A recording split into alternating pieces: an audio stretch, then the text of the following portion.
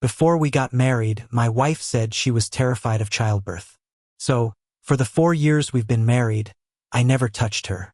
But then, I stumbled across her old pregnancy report on her computer. The kid belonged to her first love. This business trip came up unexpectedly. While packing, I accidentally grabbed my wife Wendy's laptop instead of mine. I opened it on the way to the airport for work. After finishing up, I noticed a hidden folder. Curious, I clicked on it. As soon as I opened it, I was shocked. It was filled with countless photos of a child, crying, smiling, drinking formula. As the child grew, I realized he looked incredibly familiar. It was Wendy's nephew, Calvin. I felt a sense of relief. Wendy often brought Calvin over to visit. But as I kept looking through, I stumbled across a pregnancy report. The name on it was Wendy's. That relief vanished in an instant. My anger hit the roof. I remembered before we got married when Wendy showed me a picture of a baby. Looking terrified, she'd said, "David, I don't want to have kids. The price is too high, and I'm scared I'd be a bad mom." I thought she just wasn't fond of kids, so I agreed. For 4 years of marriage, she prepared. Even when family pushed for kids, I took the blame. Nobody knew I never touched Wendy after marriage. I bit my tongue and endured it. I even supported her in bringing Calvin over to build affection and maybe grow a love for kids in her. But I never thought Calvin might be her own child. I ordered the driver to turn around and head home. When I got back, Wendy was on the phone, sounding cheerful. She froze when she saw me. "Why are you back?" she asked. I set my face straight and opened the laptop. "Explain," I demanded. Wendy looked confused as she moved closer. When she saw the photos, her expression changed instantly. "Honey, why are you going through my computer?" she asked. I scoffed. "If I didn't, I wouldn't have found this huge secret you kept." She sighed softly. "You're too worked up. Those photos and the report are my sister-in-law's," she explained. Apparently, her brother's girlfriend had gotten pregnant before marriage. To avoid gossip, they used Wendy's name for the medical records. She touched my back gently. I calmed down and realized I was too hasty. Her brother Mark was a bit of a player, having the child just after high school. So, discretion made sense. Given her family's preference for sons, using Wendy's name wasn't far-fetched. I let out a breath and hugged her. "Sorry, babe. My mistake." But on the flight, something still didn't sit right. There were maternity photos, though not professional, clearly taken with care. They were edited to hide the face, yet a memory nagged at me. I remembered a small birthmark on the lower back of the subject. Wendy had that birthmark. I got off the plane, feeling unsettled. Wendy's been acting oddly lately. We met 4 years ago when she was almost taken advantage of at my company. I helped her out, and afterward, she'd bring me breakfast and check in on me often. I fell for her fast. We didn't date long before we got married. I made sure she had nothing to worry about financially. She became a stay-at-home wife. Everything was taken care of by the housekeepers. But a month ago, she wanted a job at a cafe. I thought it was just a hobby. She'd always brewed coffee for me before work. Now it feels off. That trip was supposed to last 5 days, but I finished in 3 and came back early. I didn't tell Wendy. When I got home, it was chaos. It looked like we'd been robbed. Upstairs, I found men's shorts that weren't mine, and used condoms in the trash.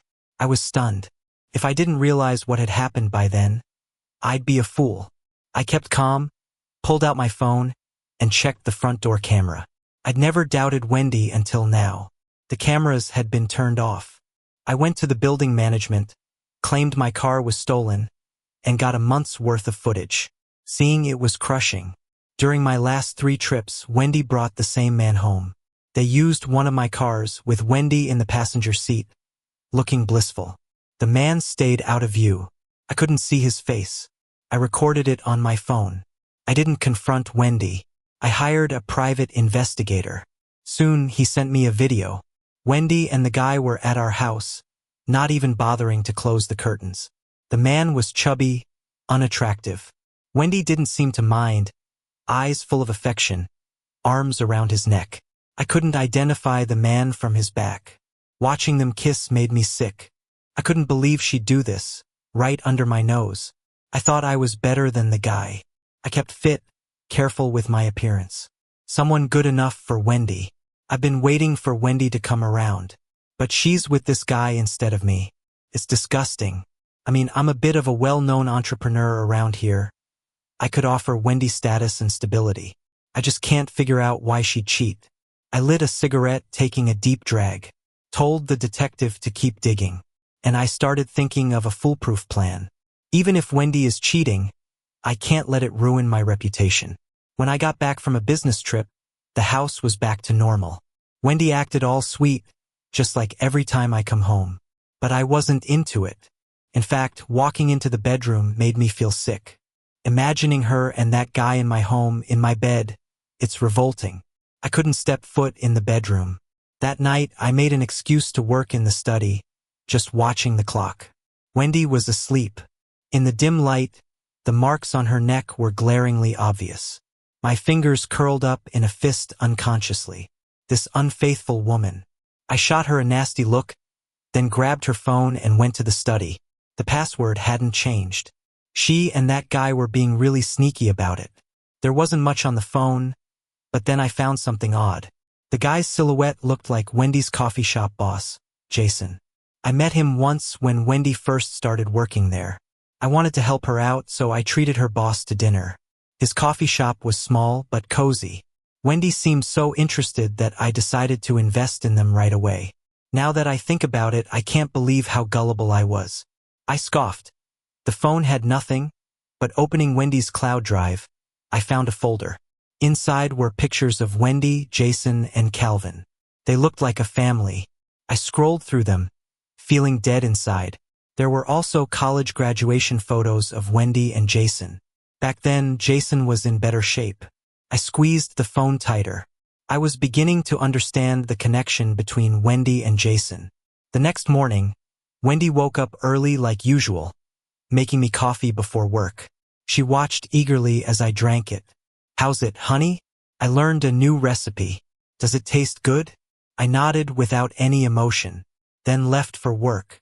Lately, I've been zoning out at work. Always sleepy, and even the short drive to work could make me drowsy.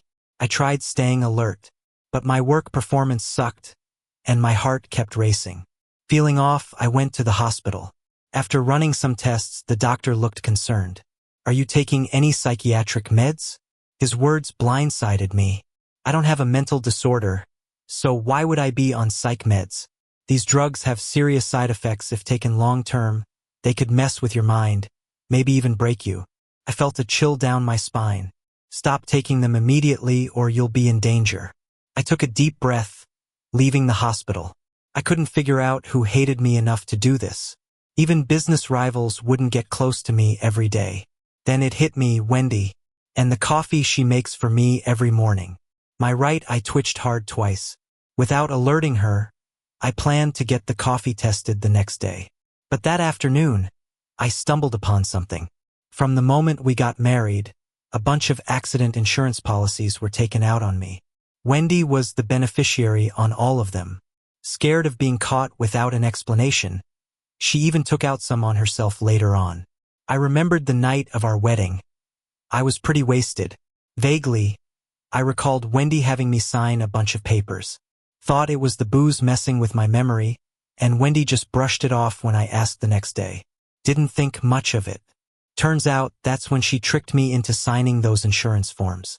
Now it's clear Wendy's a complete fraud. From dating to now, nothing she said was true. Her intentions were malicious. I took a deep breath. Later that afternoon, I drove to my mother-in-law's house. They treat me like a cash cow. After marrying Wendy, I supported her entire family. Got her brother Mark a job, but he got fired fast. Ever since, he's been lazy. To keep peace in the family, I kept helping them out. Now look at them backstabbing me. A family of deceit. At her mom's place, I grabbed Calvin's hair and left. Money talks, and I got expedited DNA results. Just as I suspected, Calvin is Wendy's kid. I felt cold inside, played like a fool. I hate Wendy. Everything about her is fake. And in the coffee she gave me every day, there were indeed drugs. Seeing the test report made me numb. I couldn't believe Wendy could be so ruthless, not just deceiving me but wanting me dead. I won't forgive her and will make her feel the sting of betrayal and abandonment. Now, I need evidence of her infidelity to make sure she walks away with nothing. Serves her right. Leaving with nothing would be too easy. I want her to regret it all. I pored over the detective's files. Turns out Jason was Wendy's college sweetheart. They were madly in love. But Jason's family wasn't doing well. His mom was sick, dad disabled, and a younger brother in school. The two were forcibly separated by her mom. Then Wendy turned her attention to me. I let out a cold laugh, realizing I was the biggest fool on earth. Turns out they had been meeting many times during our relationship. Even after marriage, they stayed in touch. I was the only one kept in the dark. I put away the documents and went about my daily routine, pretending everything was fine. One day, after finishing work, I heard Wendy on a call in the bedroom. Maybe because I've been sleeping in the study lately, she felt more brazen. Anyway, since David isn't in the bedroom, you can come over. It's more exciting that way. So what, he's practically on his way out. 4 years of treatments and he should be dead by now. When he dies, we'll take the money and ride off into the sunset together. I clenched my fists, peeking through the door crack at that vicious woman. I vowed to return the favor. Near the weekend, Wendy had Calvin over again. I played the good uncle as usual. But now, every time I looked at Calvin's face, all I could see was Jason.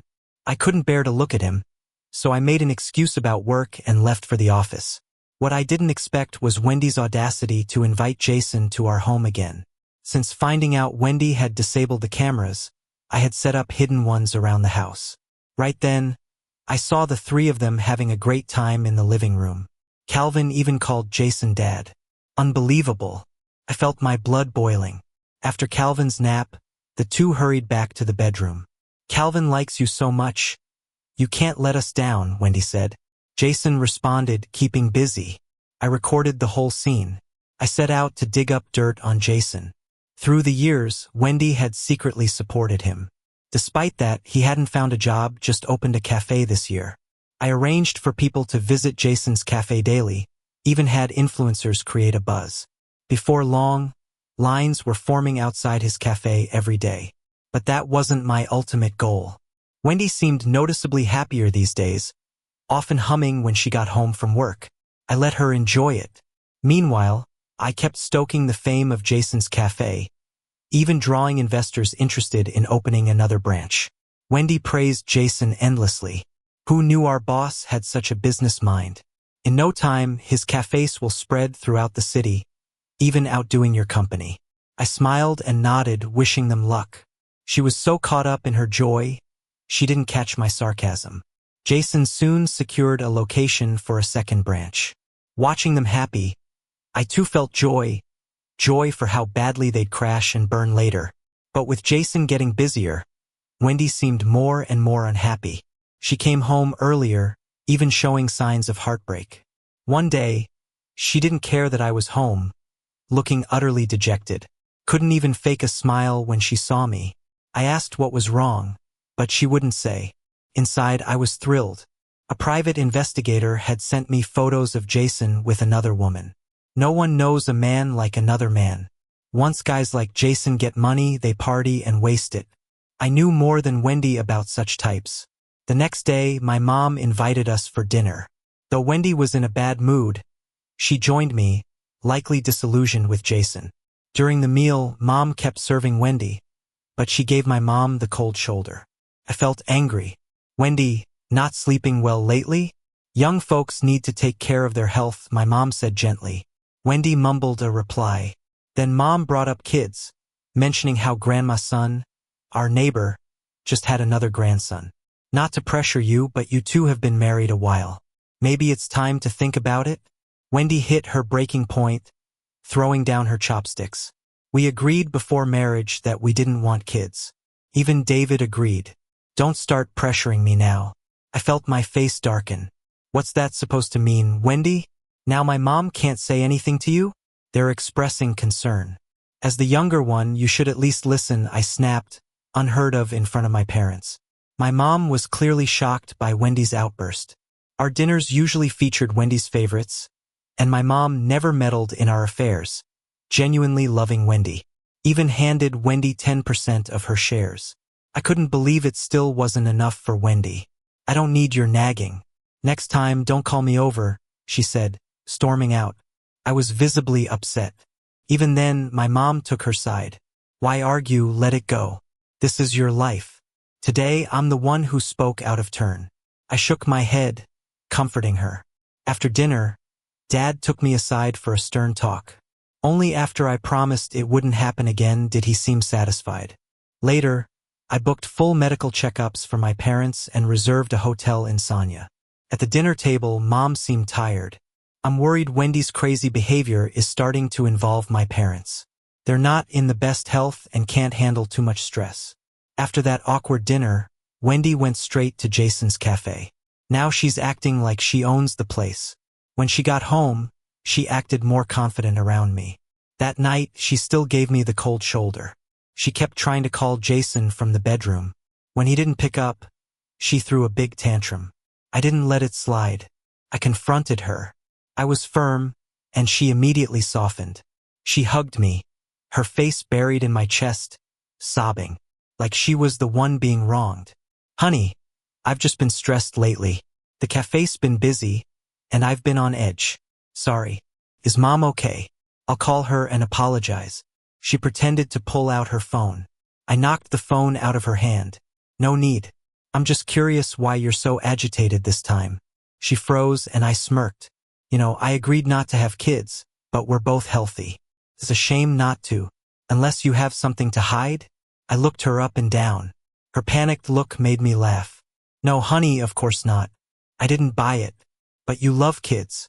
You're always bringing Calvin over. I can't figure out why you don't want one yourself.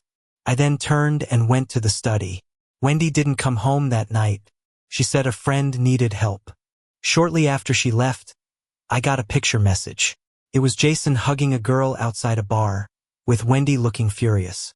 Then there was a video. Wendy slapped the girl, and Jason slapped Wendy back. Wendy was shocked, then started yelling. This was more entertaining than any TV drama. Wendy didn't come home that night, and I enjoyed the peace. After that, she kept a closer eye on Jason. You know the saying, give a guy money, and he'll start to drift. Jason was the perfect example. As business boomed, he was out partying almost every night, taking Mark with him. One night, I spotted Jason and Mark heading into a private room after finishing a client meeting. I was curious, so I checked the room next door. They were drinking and Mark was buttering Jason up. Bro, I knew you'd make it big. Don't forget your little brother. Jason snorted. When I was with your sister, your whole family disapproved. Bet you regret that now. Mark humored him. Nah, that was my mom's mistake. I've always respected you, bro. Jason got cocky. Yeah, but your sister's been on my case lately. Otherwise, I'd show you how to really live. They chuckled, rubbing their hands together. The bait was set. They went out of town later that night, apparently attracted to some casino. With Jason gone, Wendy was in a foul mood. Unhappy people nitpick, and soon the staff weren't thrilled with her either, calling her the boss's mistress. Someone had seen me dining with Jason, sparking rumors he was having an affair. Wendy couldn't stand it. She began hiring new staff at the cafe, shaking things up. Business was booming, but with new faces it was like changing the cafe's flavor. Customers complained the taste wasn't the same. Business dropped. When Jason returned, he was fuming. He stormed into the cafe and tore into Wendy. You're the reason I lost so much money. Who do you think you are? Wendy cried pitifully. Jason, have some heart. Without me, you'd be nowhere. Got a bit of cash and now you're arrogant, huh? I could ruin you. They fought in the kitchen. Wendy came home with bruises. I asked what happened, and she broke down. Honey, I won't work anymore. I'll be your housewife. You're the best, really. She sobbed, clinging to me. Knowing what's up, I could only offer a few words of comfort before heading to the study. That evening, Wendy brought me some soup, trying to be nice for once. Honey, you've been working hard. I had the maid make this soup for you. Try it and rest. She sat on my lap. I frowned slightly. After pretending to sip it, I started to send her off. Stop messing around and get to bed. I have more work to finish. She was clearly displeased. I'll keep you company then. No need. Get some rest. I'd worry if you don't. She finally relented, reluctantly leaving, throwing glances as she went. Once she was out, I quickly opened the window. The perfume was overwhelming. Any longer and I would have been sick. Thankfully, everything was progressing as I planned. My parents' health check came back fine, just the usual old age stuff. Relieved, I sent them on a trip. With no worries, I could focus better. The first time Jason took Mark out, he won big, exactly as I arranged. I'm gonna reel them in slowly. It's more fun that way. Wendy hasn't stepped out of the house or gone to work in ages. The coffee shop's business is going downhill. Jason doesn't care at all, which makes Wendy even angrier. The distance between them keeps growing. But tonight, Wendy's in a noticeably good mood. I raised an eyebrow. When she couldn't hold back and went out that night, I knew what she was up to. Just this afternoon, the manager of the casino Jason went to told me Jason lost. He blew all the money he had won and everything from the coffee shop. What could he possibly want with Wendy? True to form, my bank notified me of a large expenditure that night. After I realized Wendy had been transferring money out over the years, I became more vigilant. I kept a close watch on her bank account activity. I'll remember this money for sure. The coffee shop is struggling, and the investors are starting to stir things up. They're demanding their money back. Even the renovation on the second store has stopped. Wendy's having a rough few days, but they can't come up with the money now. Wendy turned her attention to me, but I didn't give her the chance this time. Honey, my company's hit a bump with a project. Can you maybe sell a few of those designer bags I got you? Don't worry, once things turn around, I'll buy them back for you. She got anxious. The company is in trouble? What happened? I hesitated, finally saying I could handle it myself. But that left Wendy really uneasy. I've already set a spending limit on her card. She can't get any money out now. Jason's like a black hole and Mark isn't any better. Sure enough, her parents called me. David, are you busy? We're kind of tight on money. Can you help us out a bit? I pressed my lips together, a bit troubled. Mom, Dad, didn't Wendy tell you? They seemed puzzled. I pretended to feel guilty. I'm really sorry, but my company's project hit some issues. I wish I could help, but I can't. I sniffed for effect. Their tone changed right away. Isn't your company big? You promised when you married you'd support us for life. It doesn't matter. You have to come up with the money now. I snickered to myself. They couldn't keep up the act for long. Putting on a tough front, I said, all right, don't worry. I'll see what I can do. After hanging up, I called Wendy immediately. Babe, do you have anything you can sell? Seems like something's up with your parents. Wendy replied curtly.